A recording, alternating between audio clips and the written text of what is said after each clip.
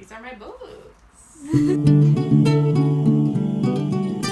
Hi everyone, my name is Jenny and welcome to my booktube channel. This is my very first ever video, so get ready for some fun times here on this channel. I've been wanting to do this for a while, and then with all the COVID-19 madness, decided that since I have some more time and also I'm trying to find more hobbies to keep myself busy, now would be a good time to start. So welcome to my channel. If you found me, be sure to subscribe down below and leave a comment saying who you are if you've subscribed. So today I'm going to do my March wrap up.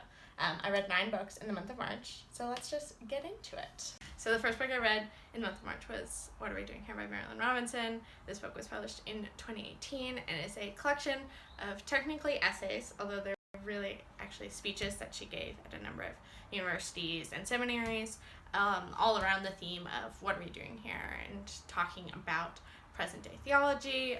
She's very into the Reformation, so Calvin and John Edwards, early Puritans or something she talks a lot about in this book. And in the end I was actually pretty disappointed with this book. I was looking for something more about present day Christian theology and how it relates to kind of living in this present American moment, after I've been getting recently into kind of learning more about Christian theology and its potential usefulness for like living today in the 21st century. And she has such a love for Jonathan Edwards and Calvin that it just really did not feel that relevant to kind of everyday life, especially because Marilyn Robinson is an academic and she writes in a very academic style, so it felt very removed and kind of not as applicable to what I was looking for. So while these were very well written, I didn't actually find them to be exactly what I was looking for, and found the kind of marketing of this book as this like answer to the question of what are we doing here to be a bit inaccurate. So overall I gave this one a 3.5 stars out of 5, because I did really like the writing and I think she's a really intelligent lady, but it just wasn't what I was looking for out of this essay collection. So the second book I read in the month of March was a February 2020 debut release called The Unspoken Name by A.K. Larkwood, which was published by Tor. And this is a quest fantasy featuring an orc named Corseway, is how I pronounced it in my head. Who knows if that's right. And her adventures as she leaves this priestess sanctum that she was destined to become a sacrifice to their orc god, and she leaves to go on an adventure to find a missing relic of a previous wizard lord. So it's a pretty dramatic fantasy, had a really interesting premise. This was really hyped up on BookTube. I know a lot of people were really excited about this one, and so I picked it up, and again eventually I was kind of disappointed. This one really focused on the plot, which, as I said, was this like quest fantasy, which in general is not my favorite type of fantasy, and I felt like the plot also took precedence over some of the character development. So a lot of the actions of the characters really did not feel as legitimate or as in character as I kind of wanted them to be, and in the end I didn't feel I knew the characters all that well and the reasoning why they're making decisions. So while I think A.K. Larkwood had some interesting ideas, I kind of wish she had focused more on the character development and thinking through their motivations, as opposed to having us visit all these destinations and basically do the same thing over and over again. So this one I also gave 3 out of 5 stars. I might continue on with the trilogy. I might not, but I do have some time since this is such a new release to decide that. The third book I read in the month of March was The Revisionist by Margaret Wilkerson Sexton. This was a 2019 release that I got from the library, and now who knows, maybe mine forever with the quarantine COVID-19 madness. So I read this one back at the beginning of the month and really, really enjoyed it. This is one of the favorites of the month for sure. So this is the second novel by Sexton. She previously wrote a book called A Kind of Freedom that a lot of people here on BookTube really enjoyed, and so I was really excited about this one as well. And it follows 3 timelines, although there's 2 main characters. So there is Ava, who is her name Ava? It is Ava. So there's so Ava is a present-day biracial woman living in the New Orleans area who moves in with her white grandmother after she's fallen on some hard times. And then the story also follows her great-great-grandmother, Josephine, who is born into slavery around the 1850s, and then it also follows Josephine in her later years in 1924. And I really enjoyed this one. I think it explored some really important themes of resilience in the Black community and in Black families, as well as ideas of white supremacy and how white supremacy continues to play out in the present day.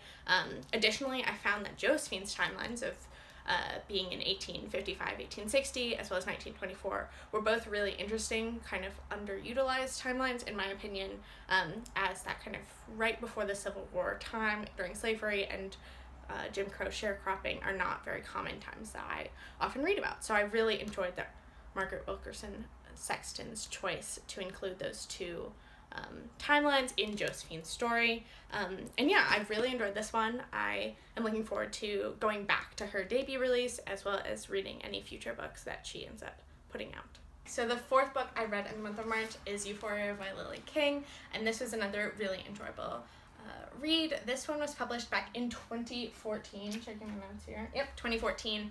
And my reading it was spurred by Lily King's new release coming out and being a book of the month called Pig, which is Writers in Lovers. I haven't read this one yet, but I'm hoping to get to it in the month of April. I'm just really excited. So, but I'd like to kind of only have one book by an author that I've not read from before on my shelf so many times, so that spurred me into reading Euphoria, which I've had for a while. And this follows three anthropologists, one of whom is based on Margaret Mead. The other two are based on two male anthropologists that I don't care to remember their names. But Margaret Mead and her buddies are studying Indigenous people in, I want to say New Guinea. Yep, New Guinea.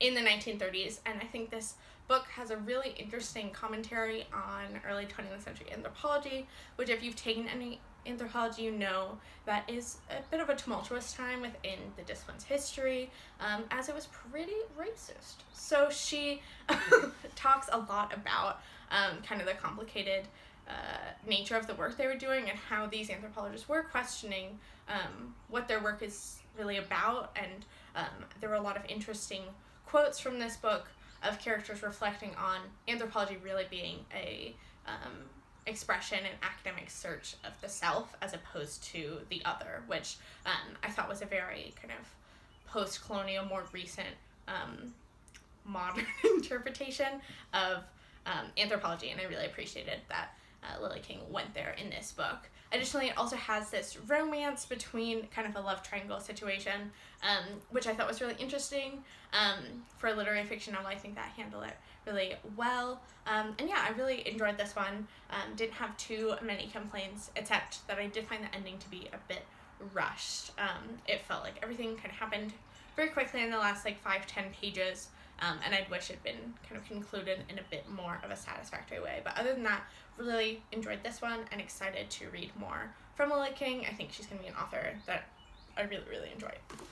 So first off, sorry for the somewhat dramatic angles. My little sister is helping me and she loves the Vlogbrothers, so she's taking some inspiration, videographic inspiration from them. So if they're pretty jumpy, we'll see how this happens in the next week. So, okay, the next book that I read in the month of March was The Empathy Exams by Leslie Jameson. This book, like Euphoria, was also published in 2014, and I read this for a book club that I do with two of my friends from college, where we read a book every other month and discuss it, as I'm sure you all know how book clubs work, Jenny. And this one was a disappointment, to say the least. So personally, I'm not the biggest fan of personal essay collections or memoirs. I often just find them to be pretty self-serving and not super reflective, which is definitely not the case for all memoirs, but I think if you're taking the time to write about yourself, I sometimes just want that to be a bit more kind of pushing the boundaries of yourself and what you're comfortable with, and I often find those types of stories to be a bit lacking, and this one did fall privy to that for sure.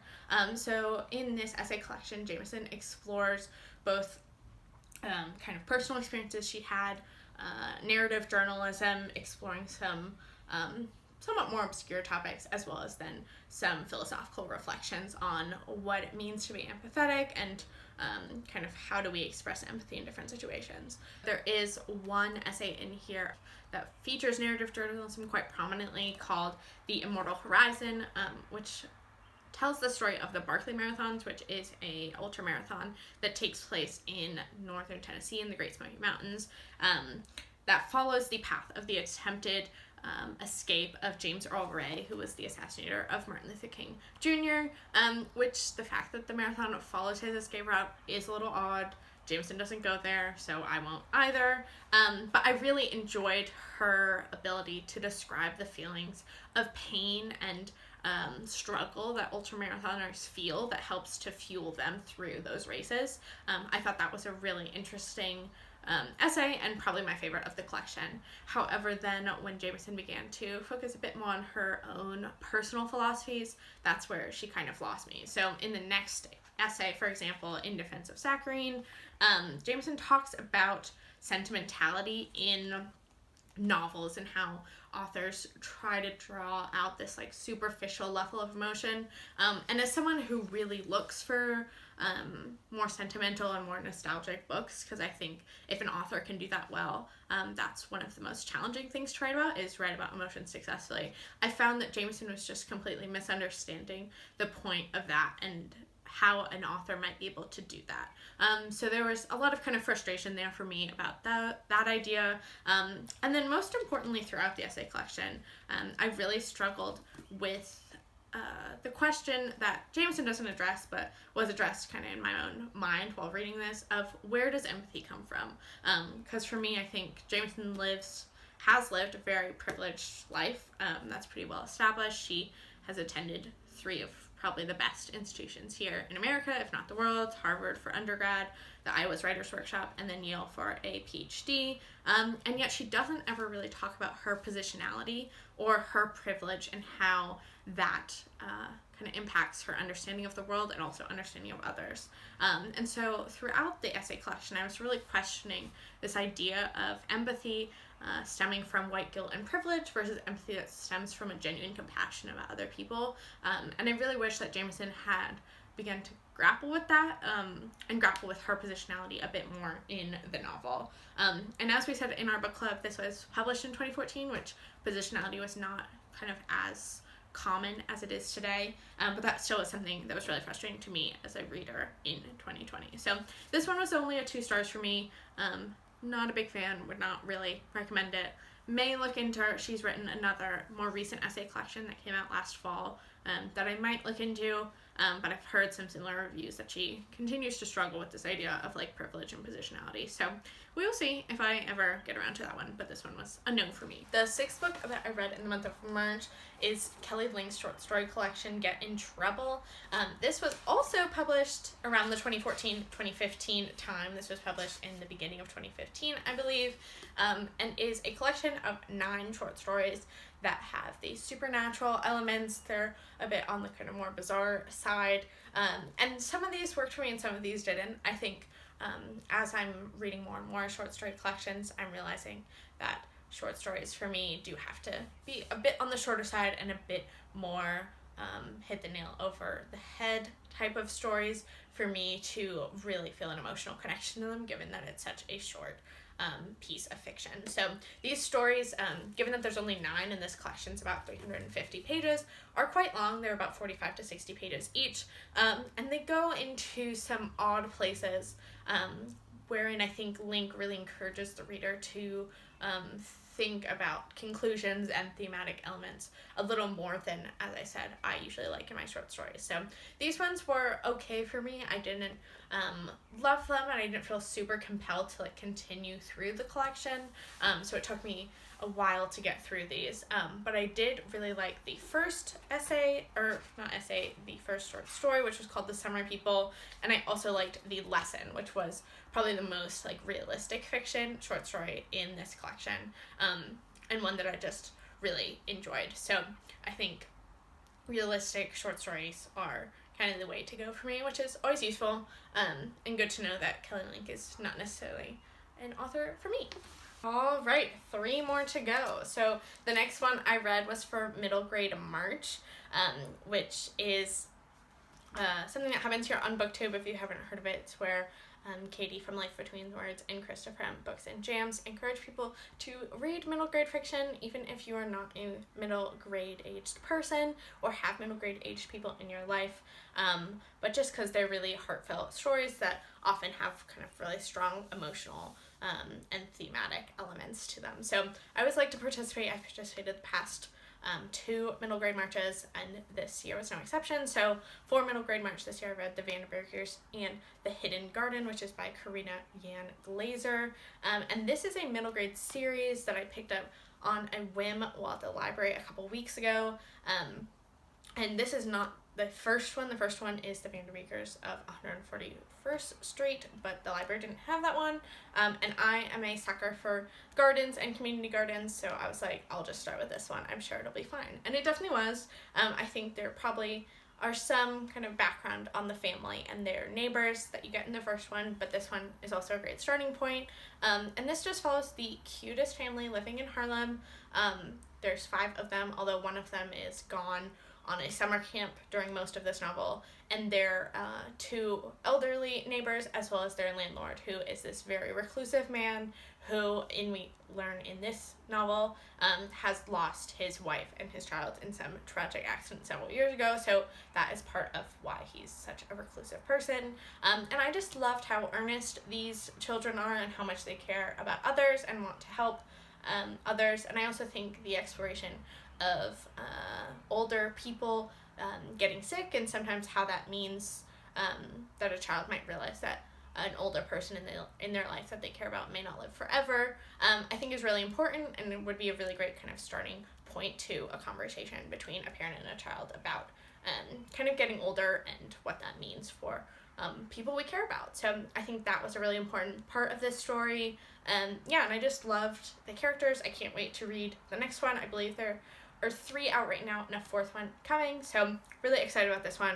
Highly recommend if you like middle grade or you have middle grade readers in your life. The next book I read was my January Book of the Month club pick, which is Topics of Conversation by Miranda Popke.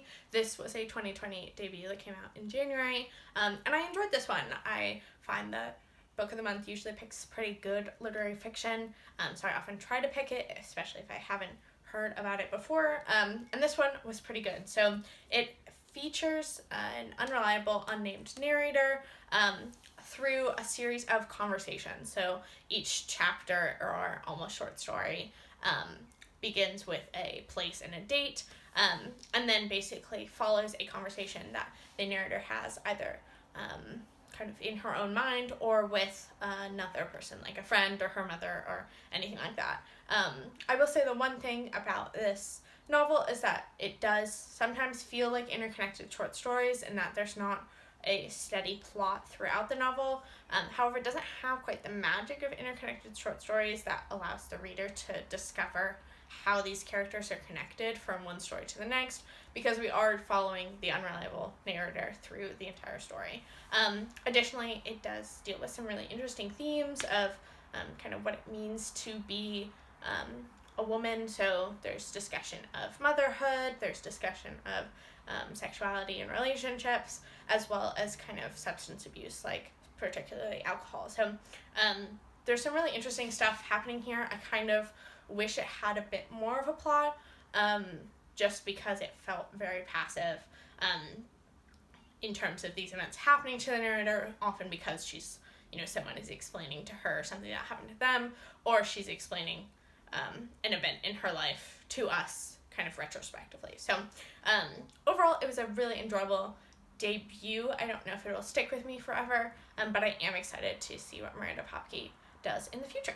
And then the last book that I've finished for the month is The Girl with the Louding Voice by Avi Dare, I believe is how you say her name. This is another Book of the Month club pick. This was my February pick. And I was a bit hesitant to read this one, simply because it deals with some heavier topics, but I did end up really enjoying it. So this is a debut that follows a Dooney, who is a 14-year-old girl living in present-day Nigeria. She's born into a poor family in a rural village, and all she dreams of is eventually getting an education, and being able to share that education with other girls who are like her. Unfortunately, given her poverty level as well as her geographical location within Nigeria, she unfortunately, and I don't believe this is a spoiler, it's not really a spoiler, but if you really don't like spoilers, you can skip ahead a couple minutes.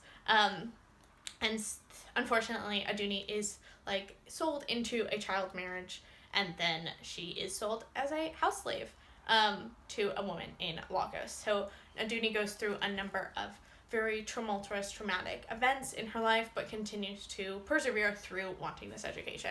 And I really, really enjoyed this one. I think it explores some really important themes of issues that are happening still in the present day in places like Nigeria and across the world, and even in America there are human trafficking cases that are happening here. So I thought Dare did a really great job at exploring those very sensitive themes in a really good way and creating a character that you really want to root for. I did have some qualms with the novel, however, the first of which was, if you've read the novel, you know about the character Rebecca, who's a former housemaid of the big madame, who is Aduni's basically mistress in the house in Lagos. And Rebecca's story gets drawn out into this kind of mystery that I thought was somewhat unnecessary. To me, while Aduni is the narrator, and obviously Aduni doesn't know what happened to Rebecca, I found it to be pretty obvious, and so I didn't really find the Rebecca plotline to be all that necessary, or add anything to kind of create character dimension. Additionally, and this is something I think a few other people have said, speaking of the characters, they do feel fairly one-dimensional. Aduni is a very headstrong character that you really want to root for, but I do feel like the other characters, particularly Big Madame, could have been made more complex, as opposed to this total abusive totalitarian woman. However, I think that really helped to like drive the point home of just like how much Aduni struggled. So, you know, it's kind of a mixed bag there. And then finally, and this is something that I'd love to know more about for a Nigerian reviewer, anyone who kind of has more direct experience to this. I did find it interesting that the main kind of hero in Aduni's life and the biggest advocate for her is this British educated woman living in Nigeria. I don't want to, you know, make too many assumptions, especially because Aduni is Nigerian herself. I just found that to be somewhat interesting that the person who is most strongly advocating does have this like British education. So if anyone has any thoughts of that, I would love to hear them.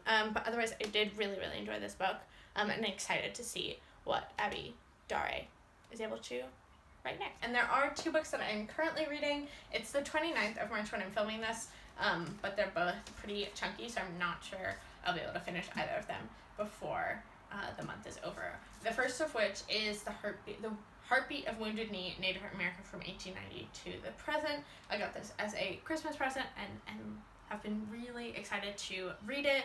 And this, as the subtitle suggests, follows the history of Native Americans living in the continental U.S., at least thus far. I haven't gotten to Alaska and Hawaii yet, so maybe they will be included. And David Truer's thesis basically is to take down this idea that Native Americans disappeared or were terminated with the Wounded Knee Massacre. So through his work, he's establishing that Native Americans continue to live in the populations of millions of people in both urban environments and rural reservation environments today, and basically that there were large important events that happened in Native American history since 1890. So the book is split into sections. I'm currently reading the section from 1970 to 1990, so it's focusing on the American Indian movement and how that aspect of the kind of social movements happening in the 1970s was impacted by some of the other movements, like the Black Panther movement, as well as kind of the environmental movement. So it's been a really fascinating book. David Truer is a phenomenal writer. He's trained as an anthropologist, so if you're going into this looking for like an exclusively historical nonfiction book, just be forewarned that there is, especially in the second half, some more kind of ethnographical work on like current Indians living in America. He interviews a lot of older people to talk about their experiences and that kind of thing, and he includes a lot of that at the beginning and the end of different sections, which is really good. He's, as I said, trained as an anthropologist, so he's really good at that work, and he also just writes really clearly. There have been some historical nonfiction books I've read by academics that are just incredibly dry. And this one is actually really engaging. So would highly recommend if this is something that interests you whatsoever, and I really feel like this is something that all Americans should read because it's really phenomenal. And then the other book I have that I'm currently reading is on my Kindle, so I can't show it to you. And it is House of Earth and Blood by Sarah J. Maas.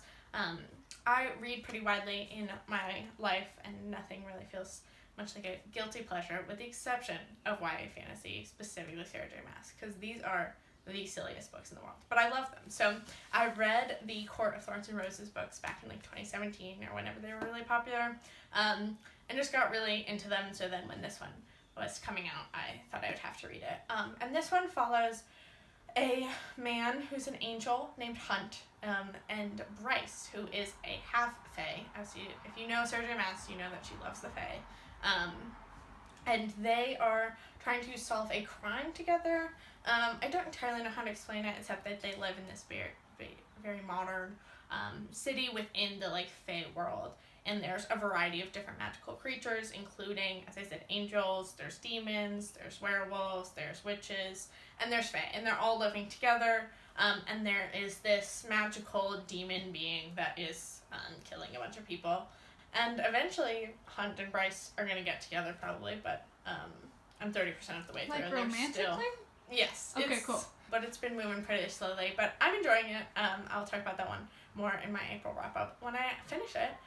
And that's everything I have to say. Thank you so much for watching, if any of you have watched this, besides my friends and family. And I look forward to seeing you next time.